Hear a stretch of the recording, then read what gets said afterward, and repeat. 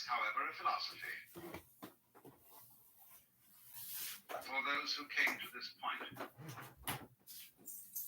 And it is, as I said, the counterpart of Confucianism. And it's called Taoism. This character in Chinese is pronounced Tao. T-A-O.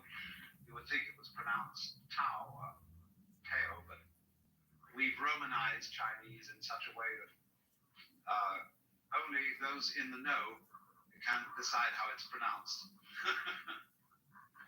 We should have spelled it D-O-W, you see, but it's T-A-O. And this character here means the course of nature, the way, the flow of things. And so this is the philosophy of the way of nature. Now, I must start out by saying that Tao cannot be defined.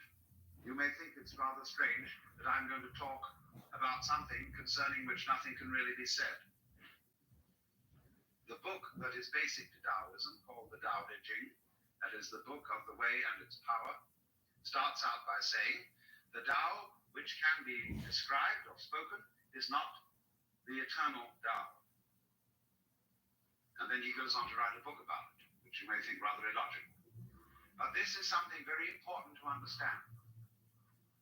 That the Tao means that which is absolutely basic. It therefore means the basic energy of the universe. It means what you are really, your true self. But in just the same way as you can't bite your own teeth, and in just the same way that you can't look into your own eyes without using a mirror, you cannot define your real self. The hand can't catch hold of itself. The tip of the finger can't touch the tip of itself. And therefore, I'm sorry, but we cannot make an object out of what we really are. And that is why any conception of who you really are that you may entertain is wrong. So if you think of yourself as an ego, that is to say, as a separate center of consciousness and action that is somehow closed up in a bag of skin, this is a false conception. You are not that. You are pretending to be that. You are playing at that. But what you really are utterly escapes definition, and therefore comes under the category of something metaphysical, that is to say, beyond physis, beyond nature in the sense of what can be classified, what can be described, what can be put in a box and said it's either animal, vegetable, or mineral, it's either long or short, black or white, temporal or eternal. Any category you choose to apply is inadequate to this. So do you mind if we start out with something we can't say anything about at all? But it's fundamental. You see, look, it's like, what's the color of your eyes?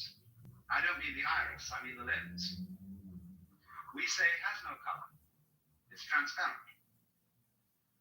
But you see, the perception of all colors whatsoever and all shapes whatsoever depends on that transparent lens. So then you might ask, what is the nature of consciousness? No one can say, because it is common to all experiences. And there's no way of isolating it. What is the color of space? It's the same question. Or take when you listen to a phonograph or the radio. Everything that you hear, all the human voices, all the noises of different instruments, the drums, and anything, they're all vibrations on a diaphragm. But nowhere does the radio announce that this that you are hearing now is nothing but vibrations on a diaphragm. That is basic to everything heard, and it's taken for granted. So in exactly the same way, the Tao is the basis of everything that goes on, is taken for granted. It is as necessary to everything that happens as the diaphragm is to the news on the radio, etc. But we ignore it because it's common to everything. Every experience is the basis of it, therefore we don't notice it. You don't notice anything for which you can't see a limit. And so we can't think about it. But the point is, it's very important to understand that you are it. And if you discover that, there is a way of experiencing it, which we will go into later. You become shall we call it, liberated. You are no longer taken in by the game that you are playing, which is that I am this particular ego that came into this world and will eventually be swallowed up by death, and that will be that. You see through that game, and you know that is an illusion, or however a convincing one.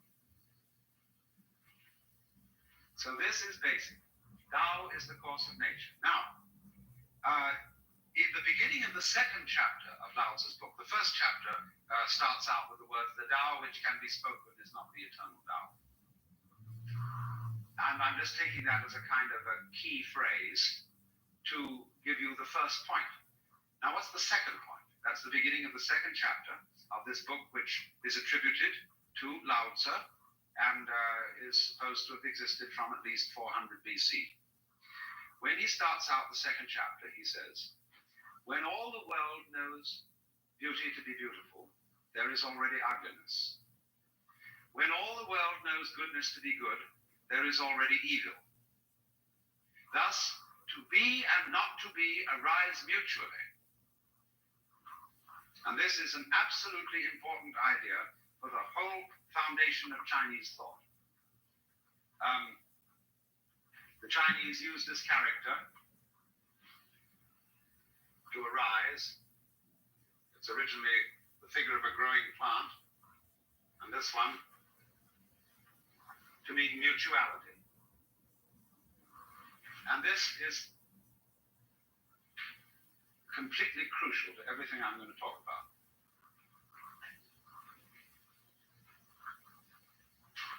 Do you see that you can't have a front without a back? That you can't have a top without a bottom? That you can't have the idea of long without the idea of short?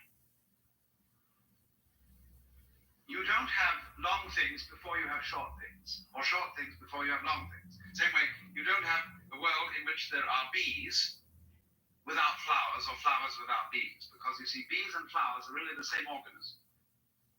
Just like they look different, just as your head looks very different from your feet. But you don't have human beings who have heads and no feet, or feet and no heads. They go together. Now, of course, they're rather obviously joined by skin and bone. But bees and flowers float apart. Bees buzz and flowers send out smell and color. But they are the same organism because they're inseparable. They require each other. So this is the whole idea of arising together. So that, in other words, to be and not to be, the whole notion of is and isn't, depend on each other. Now, this is contrary to our common sense. We think that being is really there, and non-being isn't. But we are at the same moment afraid that being may end up as non-being. There's so much more non-being than there is being. In other words, there seems to be so much more space than there is solid. And since whatever is solid in the world requires energy, and since energy eventually runs out, we're afraid that it may all end up as nothing. That we may end up as nothing and everything else. And we are scared stiff of that. Because we don't understand that space or emptiness and solid are two aspects of one reality. Just as front and back, just as bees and flowers, they have to go together. You cannot possibly conceive a solid without a surrounding space. You cannot conceive space without solids occupying it, because space is, as a matter of fact, nothing but the relationship between solids. It's like an interval in music. You can't hear melody unless you hear intervals. But the intervals aren't there, there are the tones. The intervals are in the steps between tones is absolutely necessary for being able to hear melody. If you don't hear the intervals, you only hear a succession of noises, then tone deaf or tune deaf. So you see how important the interval is. And any architect, any artist knows that space is real. We talk about the functions of space. Astronomers and physicists talk about properties of space, curved space, and so on and so forth. But in the ordinary common sense that most people have, they think space just isn't there. Solids are there. Reality is therefore identified with the solid, with the energy, and unreality with the emptiness. And there is this, therefore, basic dread, which existentialists talk about as angst, fundamental anxiety, that arises from the fact that the moment you know you exist, you know you could not exist. And therefore, all through one's life, there is a sort of sword of Damocles hanging over you that at any minute you might not be. Wowee, and that's a real scare. See? Until you understand that to be or not to be is not the question. Because to be cannot be without not being, just as not being cannot be without being. And so for Chinese thought, these two aspects of the world are called the yang and the yin. And they mean these two characters respectively. The yang means the south side of the mountain, which is in the sun. And the yin means the north side of the mountain, which is in the shade. And so they come to mean positive and negative, black and white, male and female. And they are represented in this familiar diagram, an S-curve inside a circle, like two interlocked commas, one black, one white, and each one has, as it were, the eye of the comma or the eye of a fish or tadpole or something, the opposite color. And this yang-yin symbolism is sometimes also represented, as in the Book of Changes, by broken and unbroken lines. Here is the yang, here is the yin. And actually from this symbolism of the Book of Changes, which is earlier than any of the literature I'm talking about, Leibniz read it in Latin, and from it he figured out binary arithmetic, which is now basic to all computer techniques. 0 and 1. All numbers can be represented by 0 and 1. So 0 is the yin and 1 is the yang. But you see, the whole secret is that the yin and the yang are inseparable. Let's say when we were little children and everybody taught us 1, 2, 3 and ABC, they didn't teach us the lesson of black and white. This belongs, in a way, in our culture to the hushed up side of things. Now, you see, the lesson of black and white is this. If you realize that all your senses are really one sense, a kind of touching. You touch light with your eyes. You touch air vibrations with your eardrums and get sound. Then the smell is touching gases and dust in the air. Taste is touching the texture of food and things. The touch with the epidermis is perhaps the crudest form of touch, and sight the most subtle. But you realize that all sensation whatsoever is a vibration. It goes on and off. It's a like this, but if it goes fast enough, you don't notice the off. You only notice the on. An arc light, for example, is going on and off with terrific speed. So much so that you shouldn't use an arc light in a sawmill, because the on and off can synchronize with the speed of the saw, and a circular saw may appear to be still when it's actually moving. But all things are like that, you see. On and off. And you can't have the vibration unless it's a wave pattern. The crest of the wave is on, the trough of the wave is off. Now, you can't have a wave, which is half a wave. In other words, no wave exists with a crest alone. There must be a trough. A half wave cannot be manifested. Now, if you don't understand that, if you don't realize that on, off constitutes a unity, and although they're different, they're inseparable. like the two poles of a magnet. If you don't realize that, you get scared that off may win. And if you get scared that off may win, you start another game. Instead of the game of black and white or on and off, the game on must win. And then the game degenerates into a fight. Becomes serious. Wowee, the awfuls might get the better in the end. They won't. They may appear to, but they won't. Being, you see, is at work, because being is constantly being non-being, being non-being. Now you see it, now you don't.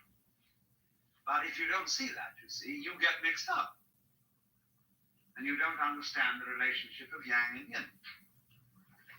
So it is the inner connection, or rather the inseparability of yang and yin, which is what is meant by Tao.